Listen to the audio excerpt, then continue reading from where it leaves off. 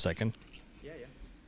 How are you doing? I mean, it feels like so that everybody knows we haven't met yet, right? This is the first live meeting.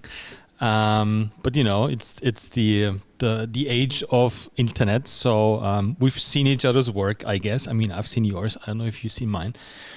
And I just love to have good conversations with not even coaches, but with people with a different view on whatever it is. So here we are. So I mean, we got to introduce ourselves a bit. So where are you from? I mean, obviously from the UK, but where exactly? A place called Preston. It's about half an hour from Manchester. Half an hour from Manchester. Okay, that's a cool spot. I know Manchester. I've been there. I've never been to Manchester. I've been a couple of times to the UK. Okay. Whereabouts have you been to? Well, obviously London a couple of times. I would have loved to say I've studied in Canterbury, but I was. That's a long time ago. I was in Canterbury for, was it 3 months during school? So I did like a language, what's that called? Like a language camp or like school exchange program. And because I was really bad at speaking English, so they sent me to Canterbury, which is it's a lovely town, but let's say it's not the most vibrant place on earth, right? So I've been to Canterbury. I've been to Ireland a couple of times. Yeah, that was about it. So Preston. So just tell everybody that's listening, what are you doing? Like obviously, like I can see the weights in the back. You're training people. Is that correct? Yeah. So I use this small space, like a studio space, to train people. Mainly to bring them back to themselves is basically the theme of what I've ended up doing. Yeah. But that comes from trying everything else first. Got it. So you've just run me through your whatever it is, coaching, training journey. So you've started. Is that something you've quote unquote learned? Did you study something else? How did you end up as one of the worst professions on earth, which is not. It has let's say not the best impression, I guess, not the best picture of it. So where did you start and how did you end up with it? To be fair, I have a balance of two. This is absolutely my passion. Mm-hmm. I love it, and I have something which pays the bills as well, which affords me the freedom to do what I like with this. So I never feel the pressure with it. Mm-hmm. So in terms of coaching,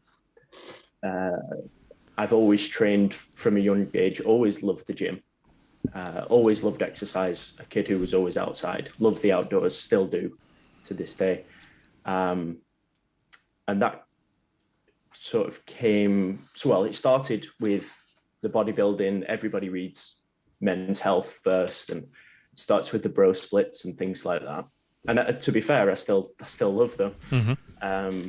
But that moved on to more of the functional fitness style type of gym, and then moved on to CrossFit. And that's where I started coaching at CrossFit, particularly specializing in things like Olympic weightlifting.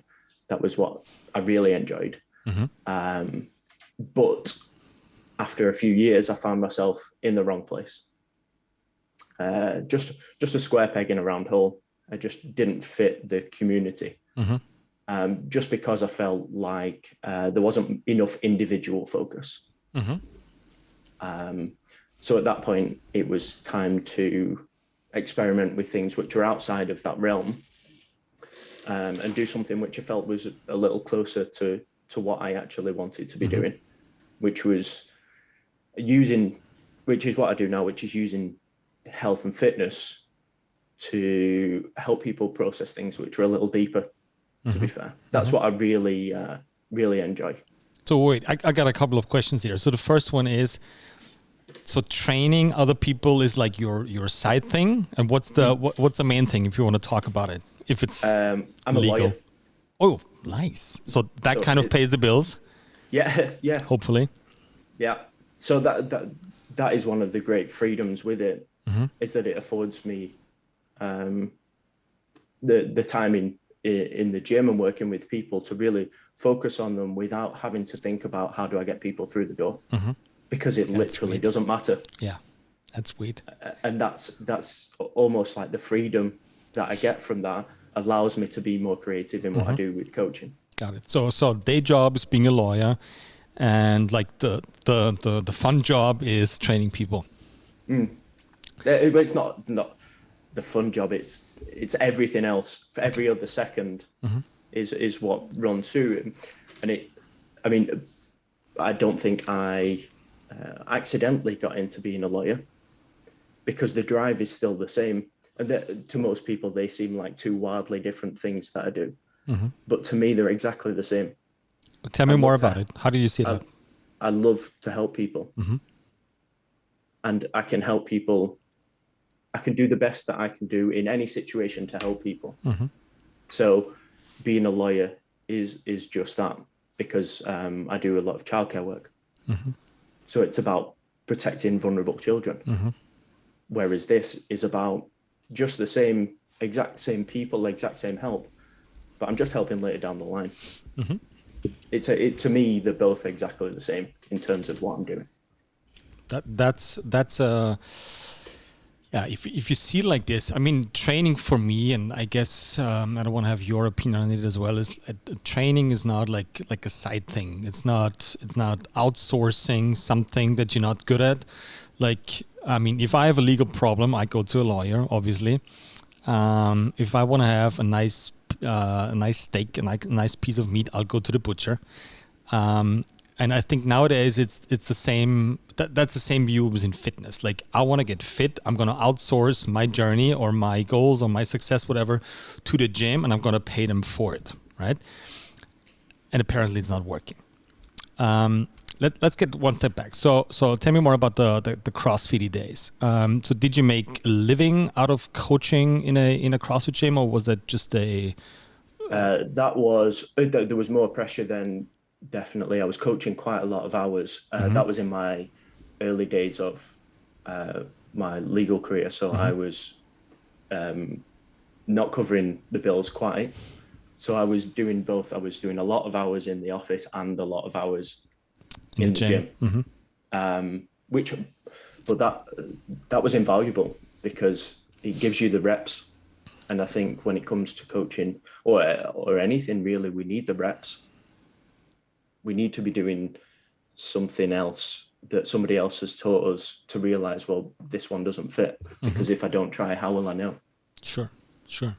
So how long have you been coaching in a CrossFit gym before you started realizing, ooh, like this doesn't feel, at least not right, but not the way how I want to do it?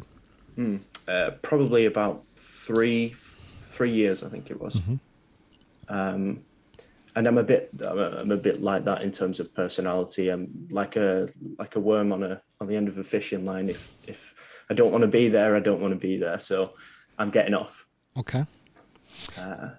What was the? Is there something like positive you can take out of that experience? I mean, I guess you can, but what are like the positive, not outcomes, but your positive impressions, or what did you learn during those 4 years in the CrossFit gym? Well, there's all of the CrossFit methodology, which I think is still absolutely brilliant. What I didn't like was the division between CrossFit and CrossFit Sport. That was really where I felt like it wasn't for me, because the gym that I was in was more geared towards the sport in terms of their programming and the way that the community was. Whereas I gravitated towards coaching in the morning, and those people tended to be people who would come to have a better day. And that was the value, the real big value. I mean, there were numerous things that I've learned, coaching techniques, things like that. But the main theme was that helping people to have a better day and to be able to attack life in a different way from an hour, a few hours in the gym, that really meant something to me. Mm-hmm. Whereas competing in the sport of CrossFit meant absolutely nothing to me. Did you ever compete in CrossFit, or did you have any ambitions in the beginning? I did, just because it was the done thing, but never particularly enjoyed it. I did, and I was all right, but nothing crazy. That was so. And I mean, I started in a CrossFit gym as well. Yeah, it was the first ever here in Austria, like 10, 12 years ago. The first ever CrossFit gym in Austria, like an empty room with 2 barbells, a pull-up rig, and 3 kettlebells, and that was it. And I kind of got hooked into it. But isn't that weird? Like everybody, and I think it's so attracting to people, that sport aspect, and it kind of caught me as well, obviously, because everybody saw that. What's it called? The CrossFit movie, Every Second Counts. Yeah. Right? And everybody who watched that movie at the end was like, okay, I'm going to compete at the CrossFit Games, like right now. Because everybody was pumped. And this is great because like it brought people off the couch and made training interesting again. Because like 10, 12 years ago, there was not much you could do. You could go to the gym, like a global gym. You could do bodybuilding. You could do maybe powerlifting, but that was weird. That was weird already. Weightlifting, at least here in Austria, is like 3 clubs and 5 people doing it. And 2 of them went to the Olympics. So it wasn't really like common to go to a gym and do like functional training. So I tip my hat for that to CrossFit. But I think they missed something very important. And you mentioned it before, that departure, or at least somebody stepping up and saying, okay, this is the sport. 99.9% of you out there shouldn't do this because of A, B, C, D. And this is like a sports program, and this is our, whatever we're going to call it, training methodology, or I don't know, training regime for average Joes and soccer moms out there. Okay, so you were done with CrossFit, more or less. I mean, done, mentally done with CrossFit. What did you do next? What was your thought process? There wasn't one. There was just, like I say about being a worm on a line, I've got to get off this. I don't know where it's going, and I don't, it doesn't resonate anymore, so I need to get off. And then my youngest son was born, so that took a lot of focus whilst he was young. But I was always training at home, always looking for something to learn, and there's always an insatiable sort of drive to learn something. I have to be learning, otherwise I feel, well, that gets into something wider, where I think that the feeling of being stuck comes from that, is that we're not learning. But I always have to learn something, so I would go wholeheartedly into something. So started to look at kettlebell training because I could do it at home and be around my son and be around my family. So that was a really good skill set to learn too. And then I started to look for something else, which is when I found sandbags. So I went wholeheartedly to sandbags. Of course. Of course, 100% to everything. Yeah. But doing that was brilliant because you start with the bodybuilding and you learn how to get a pump. Then moved on to CrossFit and Olympic weightlifting, so almost pure barbell, and then to pure kettlebell, and then to pure sandbags, and there's nowhere else to go now. But in each of them, you find all of the sort of themes throughout them, and that's where a lot of benefit comes from for me. Is that we've got to pick from different areas, different tools, and be able to apply them universally. So that was very helpful to me to be where I am now, in a place where I feel like I can help others no matter what their circumstances are. So do you want to be in a CrossFit gym, but we need to look at a specific thing, like you're getting back pain from this or shoulder pain from this. Okay, let's look at that. But if you're in a global gym and you want to train to feel better, okay, we can do that. Or are you a dad who's just had, or a mom who's just had a child and you want to be able to train at home? okay, what have we got? What can we do? And it changed the conversation then from I need to go to the gym to what have I got and what can I do? Mm-hmm. And then my work from there and my thinking is always, well, what's the next step? Because initially when people come, they come with a problem. There's always something that brings people to me, and I would imagine to you, there's a need that isn't being met that we have to address. Sure. And then it's okay, well, what's at our disposal and what do we need to do to tackle that one thing? And then once we can kind of create safety there, what's next? And then we grow our sphere of what we can tolerate, and we'll again get back to that place where we might have a little bit of unsafety. So in that increased sphere of what we can tolerate, how can we then create safety in that next level up? And then it sort of becomes a never-ending process. And I think that transition through all of those phases helped me to realize that. And then all coaching becomes to me then is, what step are you at? How can I create safety there? Then how can we grow that sphere of what you can tolerate or what we can go after? And then how do we create safety there? And then next step, create safety, next step. And then it becomes process driven. Mm-hmm. So run me through like a typical, I'm not saying onboarding, but how does a typical, how does a person approach you, right? So they heard you doing something, right? Whether they saw it on Instagram or through friends, word of mouth, etc., and they call you, right? How does your process look like? Okay, so because I'm a gym owner, like a big gym owner, and I always think about, okay, how can I fit?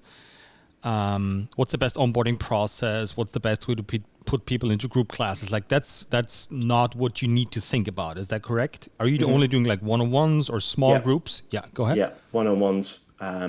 So when somebody comes to me, I'm immediately thinking, what does the body tell me? Because one of the things I believe is that the body will show us everything that's going on. And that's something that I've picked up from Richard, who does Barracuda Way, is that there's very much an emotional movement tie.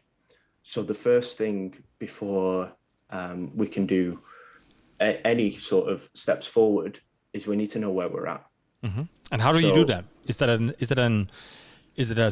Are you explaining the process to the person, or are you just doing this more or less as a, I don't know, like a screening just from talking to that person, or is it like an assessment setting? How do you do this? So we'll have a first conversation to see where they're at, and that's usually just mostly them talking, because people's words will tell a lot about where they are and how they're feeling. So I try to tease out as much as possible to see where we go. Then when they come to see me, it's like a movement screening and assessment where I'm looking for the imbalances. It may just be that we're looking to fix some of those imbalances to get rid of pain, for example. So if that next step forward is I have pain that I need to get rid of, or I want to get rid of, then that's where we start. But if people are working or want to work towards something that isn't just physical, and they realize that they don't feel how they want to feel, then I will still look at the body first. So I'm looking for postural muscles, sort of whether the lats, the teres, the pecs, what's not working, and do we have side-to-side imbalances? And it does go very deep, and it goes more onto sort of spiritual type conversations. But they are then helping those muscle imbalances and the weaknesses are then helping me to formulate conversation as to where we need to go and what do we need to do to create that safety. So say, for example, we've got like a muscle that isn't working, and then we're getting any sort of pain from it. We've removed that barrier of safety. So the first thing before anything that we need to do is to create a little more safety in the body for me, because I feel like we spend far too much time these days in our head. I want more body, less head as a start to guide us to a better place. But I don't get to decide where that is. And I believe that everybody's body can tell us where that is. So you're starting to move with that person, like, right? You've done an assessment, whether it's visual or vocal. So how long does a session take, roughly? Is that always like 60 minutes? Is it 90 minutes? Is it open-end? Is it... I try to leave them open-ended because a lot of people, when they come to you with a problem, is because it's been internalized and not expressed for however long. So if it's been kept inside for years and years, that conversation or the movement screening might lead to a conversation that takes hours.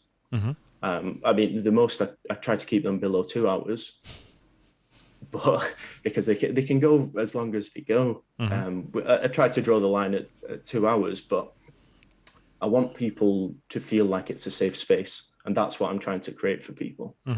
Because if I can receive them where they are and meet them where they're at and give them that space to be themselves, where they're struggling to find that elsewhere, they know that then we can work towards something. So to create that safe space for me is one of the key things from that initial encounter, because it takes a lot of trust to put your health in somebody else's hands effectively. Hell yeah, especially if you had, let's say, maybe not bad experiences, but like not the most joyful hours in gyms or with PTs or whoever you trained with, or you've never trained at all, which makes it even worse because you're scared, you're anxious, obviously, because it's frightening. Training should be frightening at some point, but it's something new. It's like me learning a new language or you learning a new instrument or whatever it is. So how often do you see your clients on average? In a week, in a month? Usually twice a month is the average. But I leave that up to people to decide. One thing I never want people to feel like is that they're reliant on me. I'm essentially trying to work myself to a place where I'm no longer needed. I want to build in the knowledge for people so that they can think, oh, this is happening to me again. I have this pattern of this muscle breaking down or this behavioral pattern that comes up in these situations, and this is what I need to do to bring my safety back. So I'm sorry for the practical questions, but I want to understand your process of coaching. So are you giving your clients like a homework? Because it's like, I don't know, you figure out, okay, this is the imbalance, this is what you need to be working on until we see each other next time. So they're getting kind of homework? Yeah, absolutely. And programming down to as much as they need. So say, for example, you've got somebody in a CrossFit gym, then we might just have the warm up and maybe one session a week where we can address these things. Okay, that's fine. But some people are down to every day. Here's what we need to be doing, and the programming is there for them to follow. But one thing I will say to people is I can't do the program for you. So it needs you to turn up and do it for you, because I'm not in a position of being a cheerleader. I'm absolutely here and I'm behind you, but I can't be by your side all the time, because I feel like that steals people's lessons from them if I was to do everything, if I give them too much. And that's not me saying I don't believe in like the CrossFit group fitness. That's not what I mean. It's just a one-to-one all the time, me checking up on you, making sure you're doing something all the time. I don't feel is that beneficial for what I'm trying to do for people. I want to help them get to their own sense of control in all of this. I think, and I love to have opposing views with somebody. I still think so too, but I think group training brings such a nice flavor to it, right? But it's very hard to execute, because like the weaker people, like I'm not saying physically weaker people, but like people who like are looking for a group, are looking for a community, are looking for a tribe, those are usually those ones that get swallowed up in like normal group training, because they just get pushed to the side and they get scaled options and scaled exercises, and they're kind of happy that they're still there, right? I've had a very good, not an idea, but a concept of, because I don't like communities. That sounds weird, but a community, I see it more as a tribe. So that means you're going to bring your personality, your identity, whatever it is, into the group session. Obviously, you have to adapt to that group that you're training with, because otherwise we won't meet here in my gym, because otherwise you would be training at home. But you still got to figure out, okay, this is what the group needs to do, but this is my portion of what taking out of that group session. And that's hard, because that's usually not how group training is done. Usually it's a top-down approach. You just read out the workout and you're okay, this is how you're going to do it, and you show the movement and blah, blah, blah, blah, blah. So that's my biggest challenge here in the gym, having 120 people and maybe 10, max of 12 people in a class. But that's so fun. And we're just trying to figure out how to do it best. We're not done yet. For sure not. But that's just my part. Like I love group training. Like I think it gives a certain flavor to people. But I totally get your approach of being as personalized as possible, especially in the setting that you have, right? The thing is, I agree with you wholeheartedly on that. Because if we can get the best of both worlds, like you're trying to achieve, it's brilliant. It just so happens that I have a smaller space, so it doesn't allow for that. Yeah. Let me ask you a question. What do you think is, because I have, like, my vision is I wanna add something to the fitness world, but kind of change the perception of what training should be like, how training should look like, what implements, what equipments to use, how to whatever, like any stereotype that's been out there. I want to crush it and then let people figure out what they need to do, right? So what do you think? What should be the first step towards that vision, towards that goal? What do you think? I'm usually quite a top-down thinker, so I generally look at big picture first. And I think something that I would say for that would be that covers kind of everything that you've just said there, is that I would prioritize the inside over the outside. So what do you need to do? Not what is everybody around you doing. What do you need from this workout, from the programming that's up today, to make your day, week, life better, to be moving in the right direction. So that would be the first place I would go in that sense, would be to try to help people look at what's going on for them.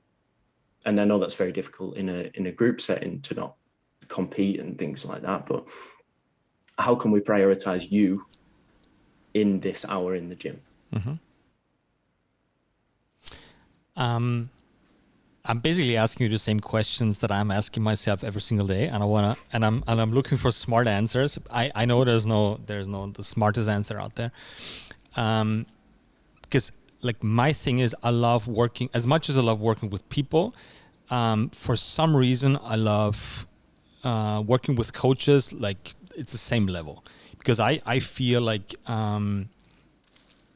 once we get better coaches out there, that means that have maybe the same mindset or the same knowledge, whether it's physically or mentally, about how to train people, like I could have so much more impact, right? Don't get me wrong. It's awesome.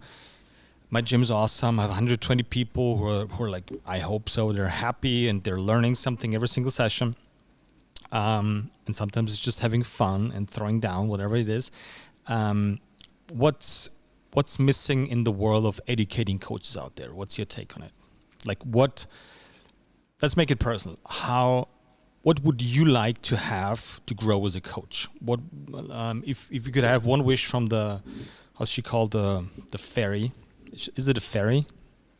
the three wishes, Genie. the three wishes from Genie. What will be the first one in terms of coaching?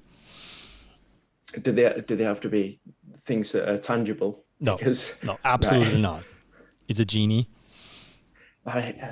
Shall we go through three then? The first one. Yeah, sure. I've got two. The first one would be to know my blind spot. Mm-hmm. I would love to know my blind spot. You mean your blinds? I'm sorry to interrupt. Your blind spot in coaching? Yeah.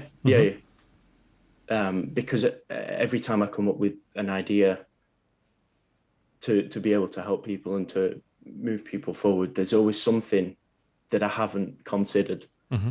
Always. And I would love to know what that was before I went into or took every next step with somebody. All right. I'd also like to know my next step. Mm-hmm.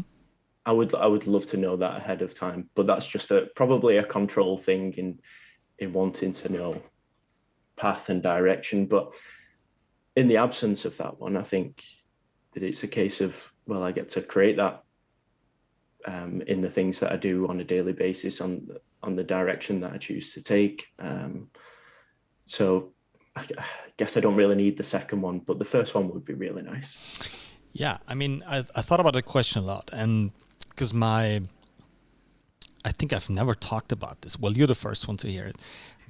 So my thing is, I've been into coaching for like almost 15 years now, and I would love to create something that I always wanted to have when I started coaching.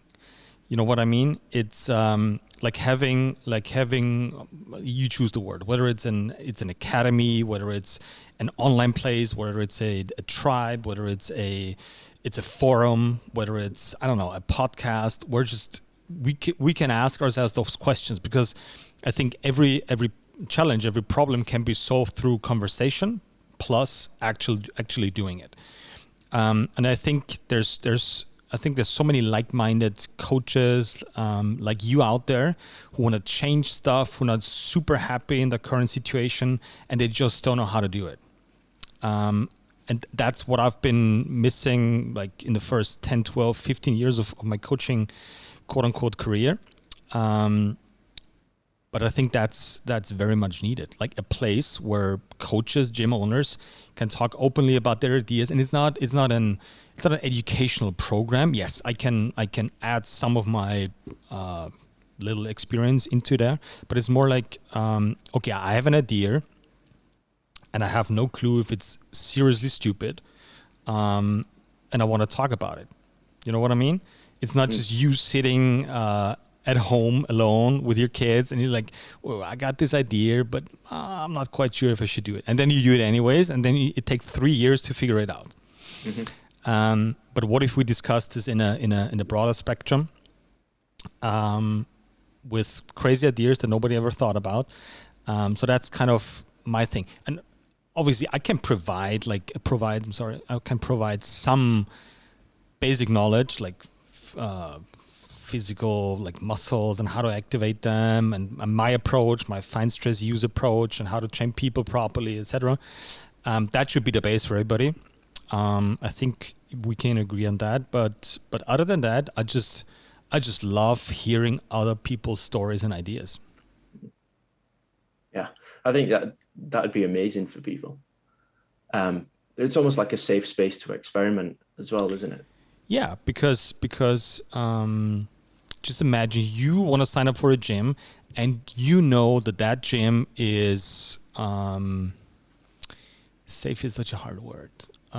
It will accept you the way you are, no matter if you're overweight, you've never done sports before, or you have a problem and you can't talk about it. Like your biceps is not working, or your bench is stalling, or I don't know, you want to lift 250 kilo deadlifts, but you don't want to join a powerlifting gym. You know what I mean? Like, it's every layer of challenge and problem. I can go there and ask somebody a question, and I might not know the answer, but I'm happy to figure out how to go there. You'd have so many people's experiences as well, wouldn't you? In that place, especially if they were all coaches, because we all get our information from learning from other people, but it's very unlikely that we'd all have had similar experiences. So somebody's going to have something that could potentially steer you. Yeah, and that's literally why I created that podcast, because I think there's so many great ideas out there, and people like you are like, "Nah, I can't talk about this openly, like in public, because it sounds weird and whatever it is." And even if you don't care, like even if you don't care, maybe there's like a second opinion from somebody in New Zealand or in, I don't know, in China, who's like, "Oh, that sounds great. I've done this for 3 years now, and these are my takes on it." And why not have a conversation about it? And you figure it out, you try it out, and see if it works. Because this was always my issue with CrossFit at the end of my CrossFit quote unquote career. Is it used to be an open source methodology. I think we can agree on that, with powerlifting, weightlifting, running, self-defense, bodybuilding, you name it, running.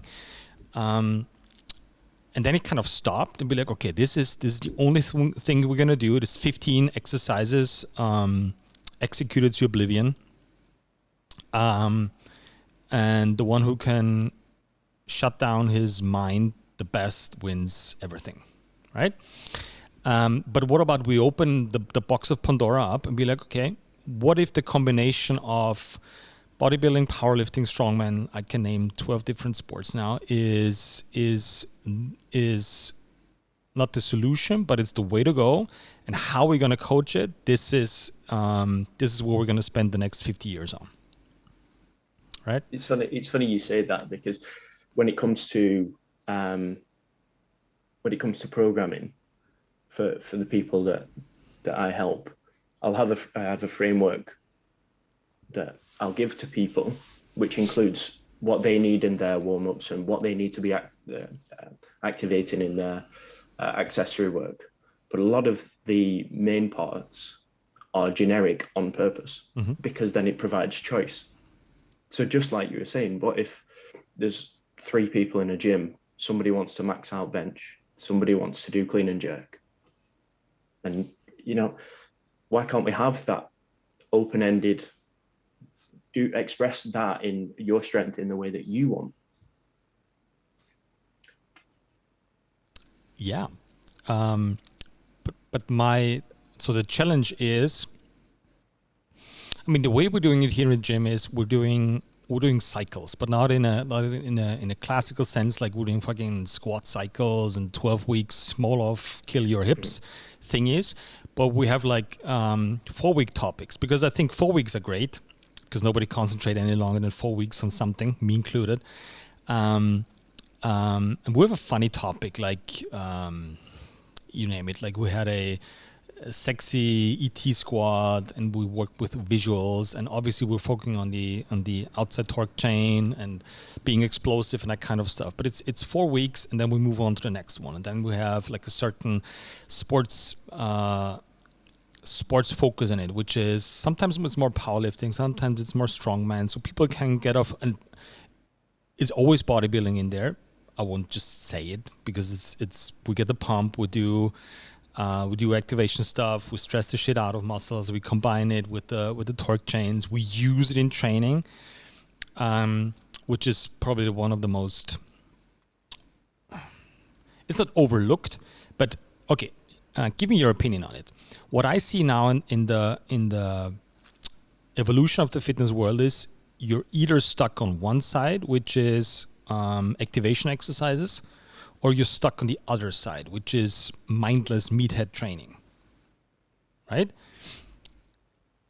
You mean on the mindless meathead? Do you mean like full max out lifts all the time?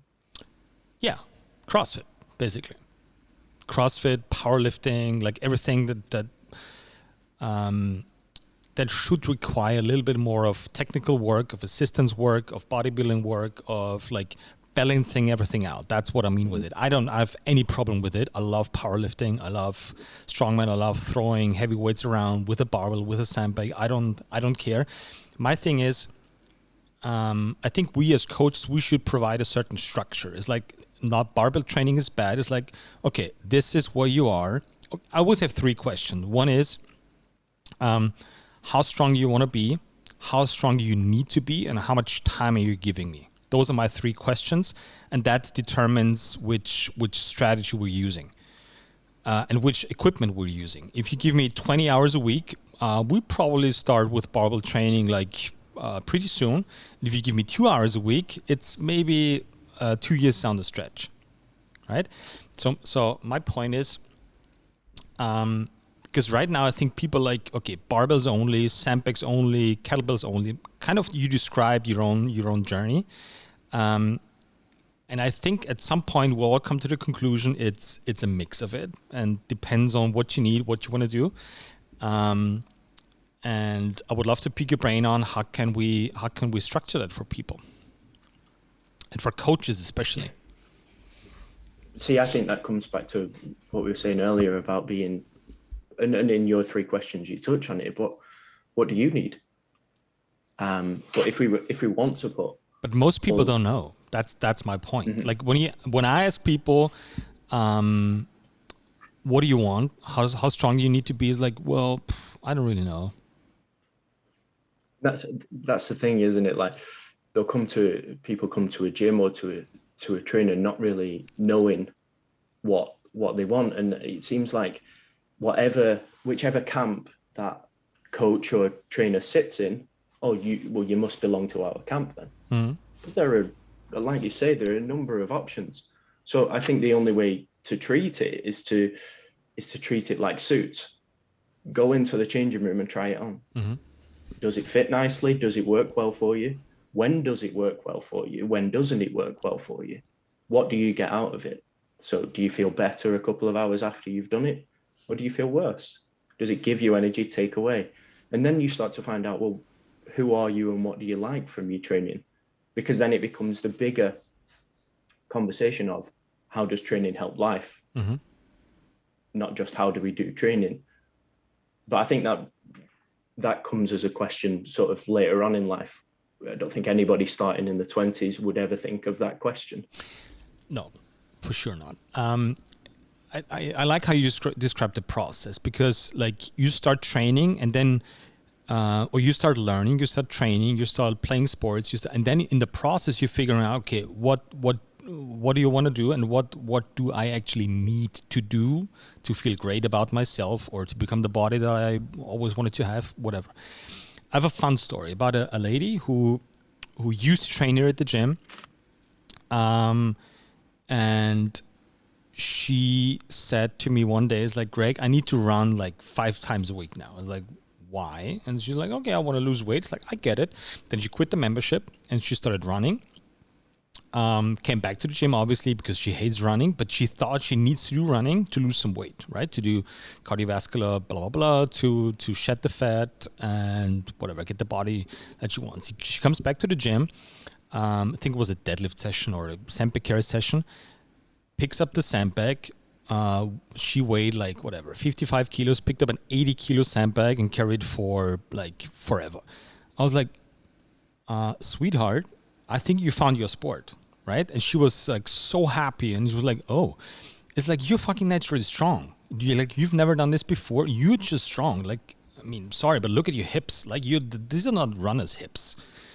Your hips are made for carrying heavy stuff. I'm sorry, you could. I mean, maybe you don't like it. I get it, but maybe you just found what you need to do in the process of training." And don't people go the other way as well? There's the other side of that, which is, I want to do this running, so it's going to injure my ankles because I don't run with the correct pattern. I'm going to get sore knees, but I am going to do this because I decided to do this. And that is the exact opposite of what I want for people.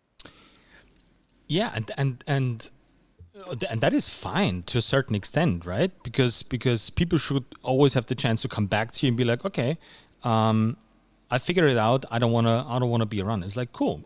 Let me keep prepping your body for whatever you want to figure out, whether it's jiu-jitsu or running or climbing or just being in my gym. Like I don't get to decide what your sports activity will be like, But I can create a framework where you can train safely and get stronger and just try shit and not break. And that's the main purpose of my gym.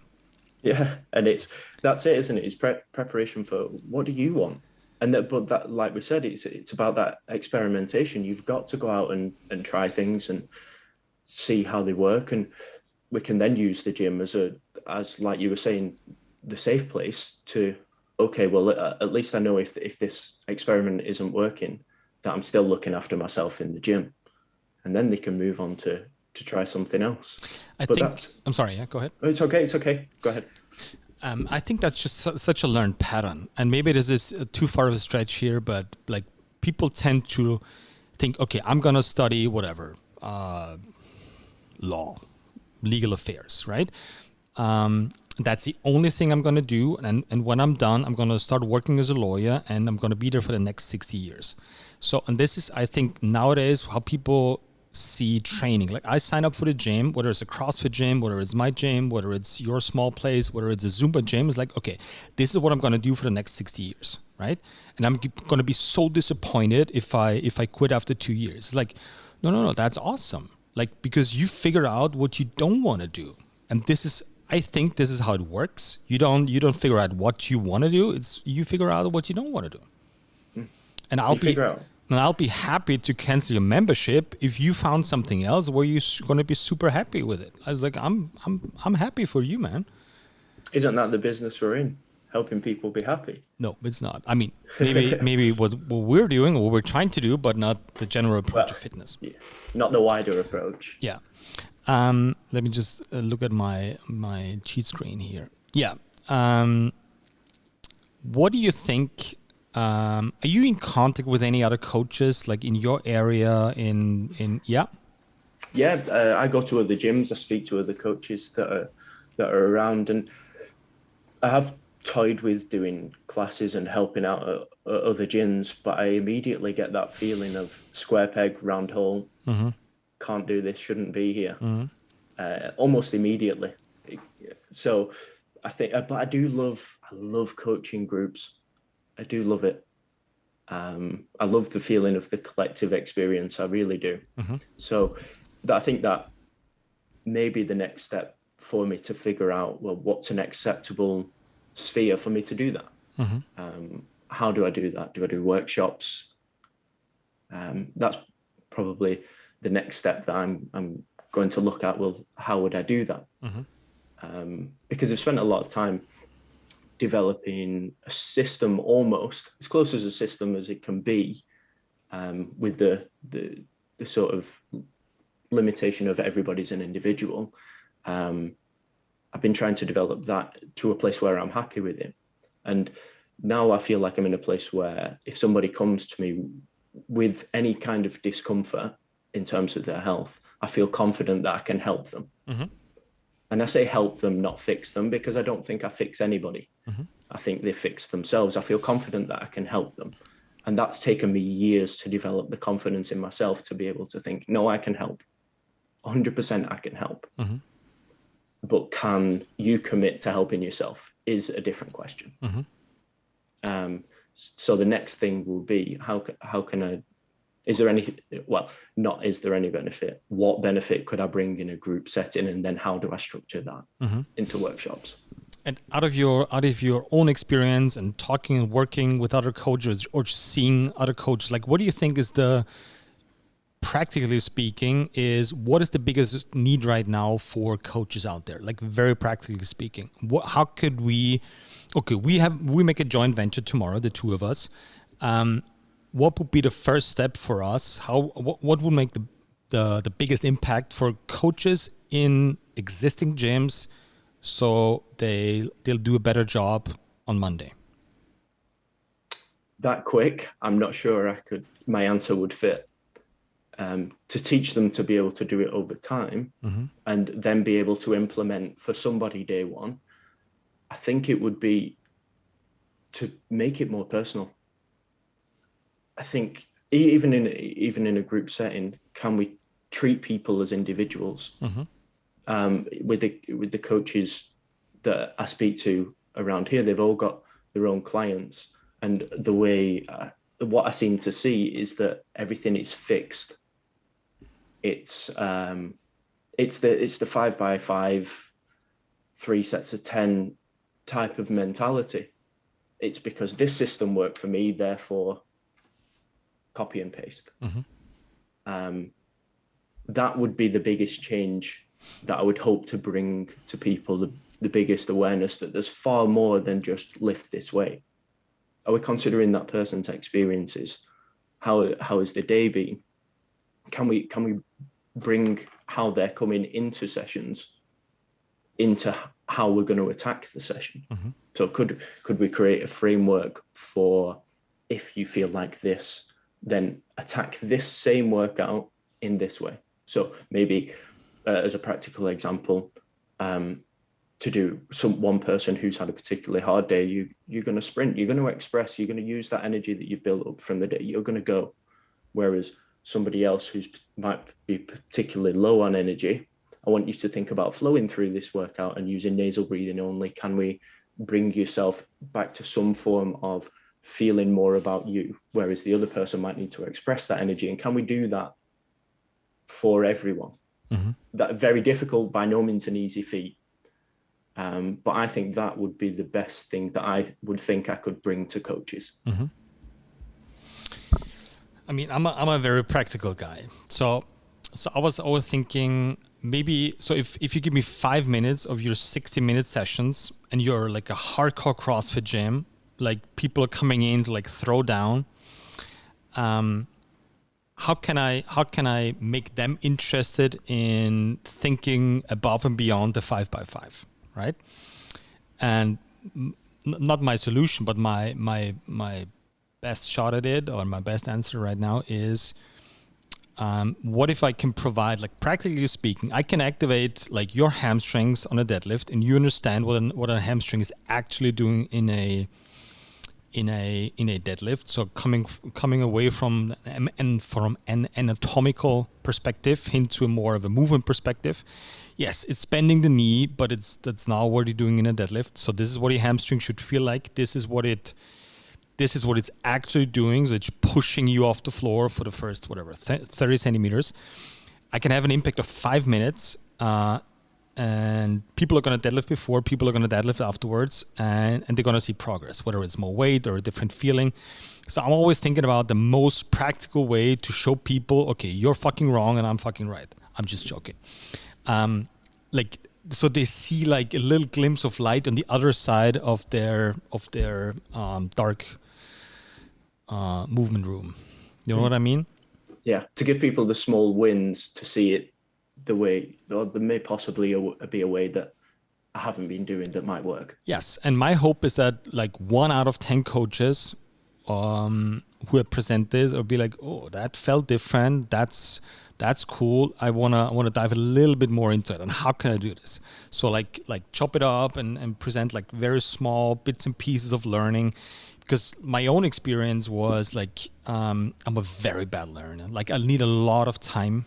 I need a lot of repetitions. I need to go through stuff like almost for years until I fully understand them. So I'm a very, let's call it slow learner, not a bad learner. I'm a slow learner. And typically like coaches don't have that much time, or they don't want to take time because it's not interesting, right? Because somebody sends them like a YouTube link of, okay, I'm the gym owner, you guys watch that fucking YouTube link for 10 minutes and you're going to implement that awesome rehab practice in the next session, right? So it's not interesting. Like it's not you learning, it's you absorbing something and try to make the best out of it. And I guess that will be the way for me moving forward. Like give me 5 minutes and hopefully I can make you deadlift your PR your deadlift. That would be awesome. I could have done with that when I was a child, to be honest. You what? Say that again? I could have done with that when I was younger, not a child, late teens. So I've had both of my ACLs reconstructed. So that is why I like to help people who are in pain. Got it. Because I've been there. But I could have done with that exact 5 minutes at that time in a way that I could have digested. So if I'd have been able to connect with my inside hamstring and made it stronger and increased the mobility in it, then there wouldn't have been the collapsing of the knees that comes with the ACL tear. That would have been phenomenal to me. Did it just pop through, I don't know, doing sports or? Football, both of them.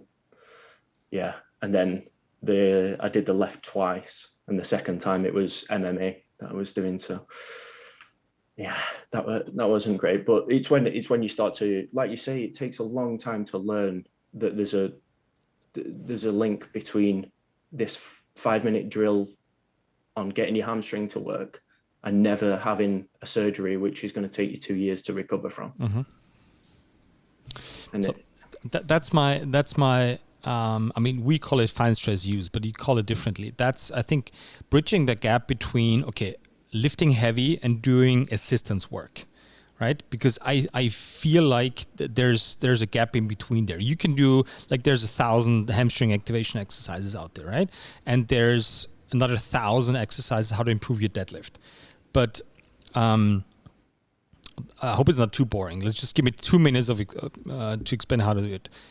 Or how we do it in here. So this is where I live. I love the stuff that you're about to talk about. Okay, so maybe I'll take 3 minutes then. So the fine approach for us is, this is about certain muscles, right? And we structure them like the inner muscles, outer muscles, etc. Basic functions, etc. So we're going to focus on one muscle. The next step is we try to activate it. It's not mentally finding it, like you need to feel it. Like I'm all on Arnie's side. The most important thing about when you train the biceps is you got to think about the triceps or biceps, right? And then we go into, and this is all in a 60-minute session. This is not a 3 month process. Okay, this is the movement today. This is the muscle we want to find. Call it the inside hamstring, for example. And then we go to the stressing part. And there's certain rep ranges and certain methodologies we use. And this is all about the movement pattern, right? So if you want to use the inside hemi, for example, for that movement pattern, or it's a squatting pattern or a hinging pattern, I don't like those words. I usually go for move the hips and lock the hips, because it gets away from the exercise names, right? The squat and the hinge, because everybody has some investments in those names, squat and deadlift. So I call it move the hips and lock the hips. So we're gonna practice using that muscle plus connecting it to other muscles through the movement pattern. That means we're gonna stick to one chain only. And then the next step is we're gonna do exercises, whether it's a Semper carry or a deadlift or you name it, whether it's pushing the sled. So we're gonna combine the two movement chains, right? Inner and outer movement chain. And this is a strategic approach. It's a systematic, it's a structured approach, right? I know it's not perfect because there's a lot of chaos in those connecting muscles, and it's not you do A, you do B, and then C happens, right? But I felt like coaches and people needed something for the first year or two, like they can hold on to. Whether it's a structure where it's, I'll do this, then I'll do this, and this is the outcome. And still telling them this is not the end of the journey. This is just the beginning. But this is how we start. This is how we start, and then you can go all into the weeds and be like, I'm gonna explore this, fine. But you gotta do your homework first, and then you can go out and play, right? And I'm seeing both worlds. I'm just seeing those. I'm gonna play all the time, and I'm gonna do my homework for 24 hours a day, which is I'm going to solve every problem in my head. And the other group is I'm going to solve every problem with the barbell. Right? So that's the thing I want to add. And it's working perfectly here. And I've done a couple of workshops and try to figure out, how can we present this? So it gives some sort of safety structure, whatever you want to call it.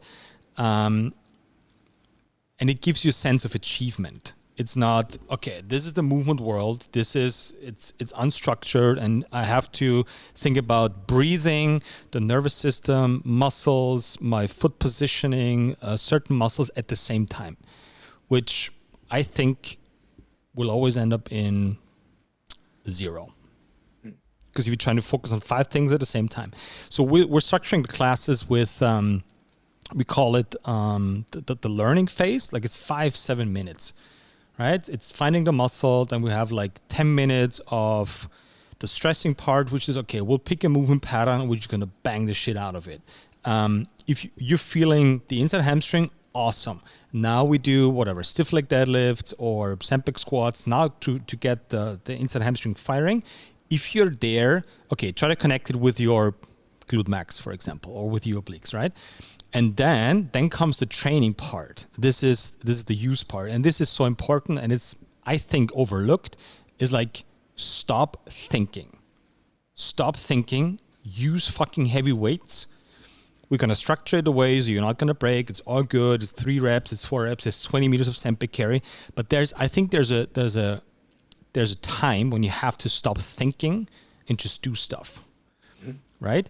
And I think you mentioned it perfectly in the beginning with too many people are stuck in their head and not in their body, or not doing enough with the body. And I think that's stuff that I learned in my own training, because I used to think a lot about training, and I still do, don't get me wrong. But at some point it's about, okay, fucking pick up that weight and carry it over there. Or you're scared about a 250 kilo deadlift. All right, we'll make it work, but you have to lift heavy at some point. And if your form is, like, if you follow the process and your form is slightly breaking, it's like, I'm happy. Because it has to. It has to. And that tells us where to go next as well. Right. So that's just my approach. That's how we teach. That's how we teach our coaches. How we're doing the workshops, etc. But I think it's just my take on how to structure it on one hand, how to give a little bit of chaos, a little bit of freedom, but also tell people, like, okay, enough of thinking. This is go time. Pick it up and bring it to the other side of the gym, and that's it. You don't have to worry about anything. Like, if you're carrying a heavy sandbag and you're thinking about, oh, are my hamstrings working? Are my obliques working? It might not be very heavy. I'm sorry. Well, go ahead. For my guys on the sandbag carry, New Year's Day, as close to body weight as possible, 1 mile carry. Oh my God. Just because if you want to think, that's fine. You might be able to do it for 200 meters. What about the rest? Yes, I mean, there's a very smart guy once said there's time and place for everything. We just got to make sure you're balancing it out. I mean, don't do it every day. Don't do it with like triple your body weight. Don't be stupid, right? But at some point, it's like, okay, I like it. Like, carry a body weight Sempic for a mile it's going to take you more than 5 minutes. That's for sure. You find some things. So combining those two worlds is, I guess, what I love working on. Like, very specific, very precise about the approach, about muscles, what you feel about the skill itself, but at the same time bringing in that, okay, you gotta like stop thinking right now, put more weight on that bar, and try not to die. Yeah, I love that approach. I was just intrigued by the way you're taking it, because everyone has their own little ways that they take information and how they apply them. My way isn't the same as yours, but I can see the thought pattern. Yeah, and I think I can see how that would be helpful, and because it keeps it so simple to one specific area. Yeah, and it's totally, like, from my very limited point of view, like running a gym, running a bigger gym, so to speak. I mean, we're still a boutique gym, but it's 120 people. So you gotta have some sort of process and structure to it, because otherwise it's just too much. Like, for me, for my coaches, for my people. So as I said before, those 4-week cycles, like, we target certain muscles, we talk about it, we activate them, we stress them, we use them, and then we move on. And the next 4 weeks, it's something else. And it's just like, you gotta give people a little bit of what they want, so you can give them what they need, right? It's a trade-off. It's always a trade-off. Yeah. Well, that's just the way it is. So that's. Well, I want to put more stuff on this out there, because if somebody wants to use it, it's perfectly fine. Like, if it's of worth and value for some people, it's awesome. Just use it, take it, and put it in your toolbox. Isn't that great for for your creativity though as well, because you get to then benefit other people, but you get the fulfillment from having created. And it's like you say, if it's one person, even if it's one person who takes it and they help one person, it goes wider and wider and wider, doesn't it? I'm putting the work in because I don't wanna answer questions for people. I wanna help them raise questions about what they're doing. Not because I know it better, but I think there's some of the stuff that we were talking about in a lot of people's heads and be like, oh, I thought about this, but I was not brave enough to actually articulate it or bring it up or talk to some other gym owners about it, because this is all about, okay, how much revenue are you making? What's your social media like? And how many assistants do you have? And 25,000 members. And this is whatever, the gross income. That's great. And I'm the worst at financial stuff. I gotta mention this at this point. I'm the worst. So there's some people saving me on this side, but just talking about it and offering some options. So maybe some coaches out there and gym owners can raise some questions. Be like, oh, that doesn't sound too shitty. I can still run my CrossFit gym or my Zumba gym, use that stuff, and people will feel better and have better muscle activation and squat more, deadlift more, and they're just gonna be happier, right? And at the end of the day, as you said in the beginning, it's about helping people, and that includes coaches and gym owners, I guess. Coaches are people. Yeah, still. Yeah. At the very least, they're still people. And if anybody comes to me who is a coach and wants help, then I get sort of a double benefit. I get to help the person who is the coach, and then they can implement what they like from my help onto the people that they help. Yeah. So it's a double benefit when coaches come to see me. Yeah. And I mean, I've done a couple of workshops in gyms, which is great because I just love working with people. And once I see them like implement stuff, like the next day, this is not, you need 6 months to educate yourself. Like this is, do this on Monday in your deadlift session with your people. Don't change anything on the programming. Don't kick all the barbells out. Don't buy all the sandbags. You're good. Use your own programming. Just give me 5 to 10 minutes and I'll educate on how to do it. And people are going to, like 3 out of 10 are going to PR the deadlift. It's like, fuck yeah, it's awesome. Like everybody won. It's like you won, like the guy won. It's that's how you should do it. Keep doing your CrossFit thing. Like I love it. Because you're trying to help 150 people, 200 people with your CrossFit gym. This is great. Let me just maybe add a little bit to the recipe. So people get more balanced, healthier, stronger, however you want to call it. That's the difference in your approach though, isn't it? I think a lot of fitness information out there is my way is the way and it's better than your way, which is absolutely not what you're saying or what I'm saying. No, man, I'm so lost at some point. I mean, I'm glad I have the gym so I have like a proof of concept and it's not just all in my head, because whenever I have an idea, I use the coaches, we use our own training, obviously, to test all that stuff. And it kind of calms me down to, okay, this is not just a stupid idea. It might actually be working, which is nice. So when somebody like my coach on Friday picks up a 150 kilo sandbag and just walks with it for 150 meters, 150 kilos for 20 meters, let's not exaggerate here. And he can deadlift 150 kilos with a barbell. It's like, fuck yeah, that's awesome.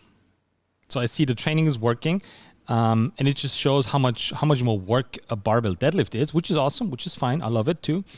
But it just shows, okay, this is a whole different level of strength training, whether you're using a sandbag or a barbell. And you're going to decide if you want to put in the time and work. I'm all for it. But this is why it's not working, or this is why it's working. And I think that's what we're all looking for, is like, why am I stalling my 100 kilo bench? Like, why am I not going to 105 kilos? Why can't I run a 5K in under 20 minutes? Why blah, blah, blah, blah, blah. I think that's what I hope that's what we're all working on. That was the biggest catalyst for me in terms of getting to this point, was I had to fix myself. Oh yeah. So having had big injuries when I was younger, when I started to compete in Olympic weightlifting, well, those imbalances start to show up again. When you're pushing as far as you can on clean and jerk, the hips start to take the battering of the 10 years of imbalances I've had since surgeries. So For people to not take that into account is a big thing as well. It can't just be the 5 sets of 5 mentality, because we're not all in perfect shape. We've got work to do. Yeah. And like, we should talk about this more openly. Like, I competed in CrossFit. I was not very good at it still. I made it to some nice European competitions 10 years ago, which was awesome. I would have never reached the same level like now if I trained the same way. And my body just broke. That's not CrossFit's mistake. That's my mistake, because I didn't know any better. I'm not blaming anybody but me. So that was literally my drive and my fire to figure out, okay, how can I fix myself? As you just said before, like herniated discs, I hate ACL tears, MCL tears, like you name it, torn. It's not torn, semi-torn biceps tendon, because of not being educated enough, so to speak, about training. This is not weightlifting's fault or CrossFit's fault. This is my fault. And I think a lot of people have questions about this. So let's not provide answers, but takes on or views on how are you doing it, how I'm doing it, how, I don't know, Dan from Outcast Swansea is doing it. It's just, there's awesome coaches out there, man. And that's something that isn't really talked about, isn't it? That our past experiences and the way that we are will inform our injuries going forward. Yeah. Whenever somebody... Go ahead. Oh, go on. It's not just that one deadlift that tears the bicep. No. And it's not necessarily even the repeated cross grip on the deadlift that tears the bicep. There's a bigger problem. So that was what I had to learn. Mm-hmm. What's the theme of the bigger problems? Yeah. And then if we can address those bicep tears, those ACL tears might not need to happen. Yeah. And I think that's one of the biggest contributions that us as coaches could do, is like talk openly about mistakes that we made. Like I messed up my body. I mean, voluntarily, but unconsciously to some point, to some degree, because I just didn't know how to do it any better. And I mean, I'm almost 41 now. So as time moves on, like I just want to share those stories and how to deal with those issues and injuries, and maybe in a different way than just outsourcing it again and be like, okay, my back hurts, I go to the physio, I go to the doctor. Like, there's a time and place for that, but what if you try it first? Like yourself. It's just an option. Like, you don't have to do it. Like, there's an easy way out. You can have surgery, you can do blah blah blah. But just try it and see what's on the other side of your injury. Like, I'm glad for every single injury I had afterwards, not during it, but like, as you said, like, it made me think about how to fix myself. And that's wider as well than just health and fitness, isn't it? Would you really wish away any of your experiences, because there's lessons in all of them? And I mean, let's make a little tangent here. If you got 5 more minutes, we're an hour and 50 minutes in. I don't want to take up too much of your time, right? A little tangent. So having an injury is a problem, is a challenge, is a hurdle, or however you want to call it. How many hurdles are we facing each and every single day? Right? Whether it's getting out of bed, whether it's dealing with our kids, whether it's a shitty day at work, shitty day at whatever happens, like traumas, physical, mental, like there's a lot of stuff that we have to deal with, especially nowadays with information and knowledge and cell phones and all that stuff that's coming up. But nobody's teaching us how to proactively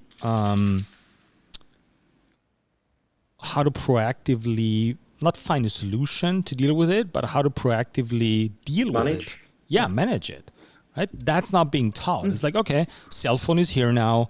You can either stare at it for 12 hours straight or you don't look at it. Like, that's the only approach. Like, there's, I think there's already like cell phone retreats being advertised somewhere. Like, you go to Bali and they're going to take this. Yes, that is one approach. But what about somebody, not me obviously, but somebody is teaching us how to, I mean, the cell phone is probably the greatest thing ever if you use it correctly. Same with training, same with you name it. And that's what I think, that's what training can teach us, is a lesson of how, like, what do you need, what do you not need at a certain point, and how to proactively figure it out. And not being dependent on a third person.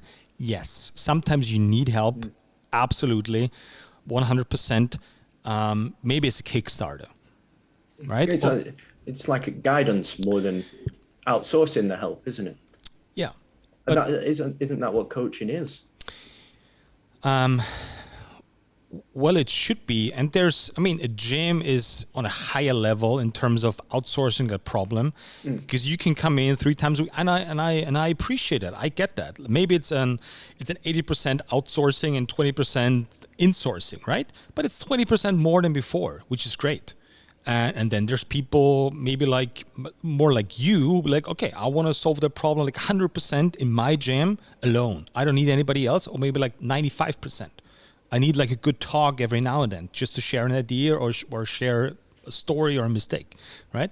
So it shouldn't be on us to decide what that percentage should look like, but at least there should be some sort of, okay, insourcing your solution of your problem, whatever it is.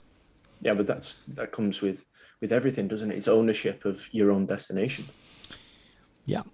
Nobody else can tell us what our path looks like. And I think, especially in the UK, there's a large tendency to want saving. To what? To want saving, to want somebody to save us from wherever we're at. And as soon as we can make that switch from wanting to be saved to wanting to help ourselves, that's when I find all of the best benefits come. Yeah. I can tell you, Chris, it's not only in the UK. It's not only in the UK, trust me. No, it's not. It's everywhere, almost everywhere. All right, famous last question. If you had an infinite amount of money, an infinite amount of time, infinite amount of resources, like everything provided that you would need, what would you do? I would still ground it in time. I wouldn't want to take infinite time, but I would want to create a safe hub for people to just be themselves. I mean, it's a lot of like what we've talked about in this conversation in terms of how can we do that through movement. But I would want to make it a place where people can be themselves. So not like a gym, more of a hub for people who want to do better. That's it, just one step better. And then I'd probably just put all the gadgets that I want in there. So I would have Globo gym section, probably saunas, ice baths, cryotherapy, float tanks, especially float tanks. I love float tanks. And just have a community place for people who want to just do better. That's it. I think that place that you just described should be essential for workplaces. And I'm not talking about the corporate gym in the basement of Google. I'm talking about somebody taking that physical education part and be like, all right, so you have a physical problem, you have a project problem. It's like, okay, where are you stuck? And I'm going to help you with training to kind of express what's going on, like maybe get rid of some thoughts and barriers in your head. It's like that should be like. I watched a weird video of Arnie, but it's so beautiful because he was asked in the podcast, "Why you still train? Like you're 70 something, 75." I think Arnold Schwarzenegger is 75, isn't he? Whatever. He's over 70. And he got asked by those young YouTube influencers, like, why you still train? Like you get all the money in the world. You don't need to train. Like, and he was like, well, I eat breakfast every day. I go to sleep every day. I talk to my kids every day. It's like, that's why I train every day. And that thought alone is so valuable for me, because now it's like, okay, I'll work out 3 times a week to prep for a sport, to, I don't know, burn calories or whatever the fuck it is. But it's like, no. I'm sorry. The message is, from now on, you have to train every single day. And you don't have to, like, you should every single day. That doesn't mean lifting weights. It's just, that's essential. Like, that's normal. I'm sorry, but this is not like a weird hippie challenge. Everybody should be doing this. I'm sorry to be the bearer of the bad news, but this is what you should be doing. Whether it's walking your dog, lifting weights, in combination of all of it, like, this is normal. You should be doing something an hour every single day. 6 days a week, 7 days a week, whatever you fancy. But this is normal. It's not, if your doctor tells you you're doing awesome because you're walking your dog twice a week, I'm sorry, but this is not true. This is wrong. And isn't the messaging of the fitness industry creating that problem? Of course, because it always has to be like faster, and then you implement, and then you supplement, and it's always getting easier. And it's like, no, it's not. It's getting harder. Like, the better you get, the more you have to push, the more intensity, the better you activate your muscles, the harder the thruster will feel, or the squat will feel. It's like, I'm sorry, but that's reality. Like, if you don't have a clue about anything and you want to get, I don't know, you want to get stuck at 30 kilos sandbags for the rest of your life, that's great. I don't judge you on it, but progress is something else. Progress is inevitable as well, though. If we point in the right direction, it's inevitable. Yes. And I mean, not to go on a big attention here, but if we see like the issues with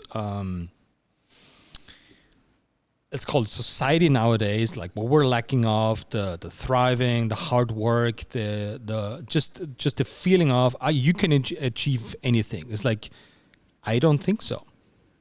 You have all the opportunities, 100%. You can go to Harvard, sign up for Harvard, like right now, online, do it online. You can go to the moon, whatever it is yes, you have all the opportunities, but bridging the gap is like, okay, you got to put the work in, like for 10 years, 15 years, 20 years, every single day. Like, and I think that's why training is so important, because it can teach you that daily lesson.